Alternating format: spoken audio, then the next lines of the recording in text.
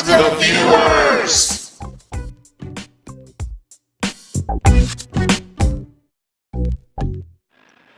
Hello, and once again, welcome to another episode of Ask the Viewers.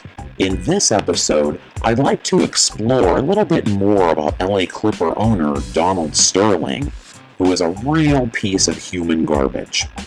According to an article by writer and professor Peter Dreier, here's another laundry list of Donald Sterling's many horrible acts of greed and discrimination over the past decade and a half. Check it out. In 2001, the city of Santa Monica, California sued him, claiming that he'd harassed 8 tenants in 3 rent-controlled buildings by threatening to evict them for having potted plants on their balconies. He wound up losing the case and paying $25,000.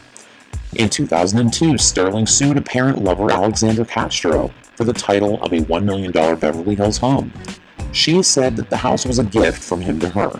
The case wound up being settled for an undisclosed amount. In 2003, Legal Aid Foundation of LA represented a tenant that Sterling tried to evict for allegedly tearing down notices in an elevator. Sterling did win that one, and the tenant was evicted. Again, a year later in 2004, Sterling and other landlords won a major appellate case against Santa Monica's stringent Tenant Harassment Ordinance, which Santa Monica's city attorney had used to order Sterling and other landlords to stop issuing eviction notices, terming the notices harassment. In 2004, that same year, Alexandra Castro, an elderly widow who was represented by the LA Legal Aid Foundation, sued Donald Sterling for refusing to accept her Section 8 vouchers to rent an apartment. That's pretty low, turning away a widow.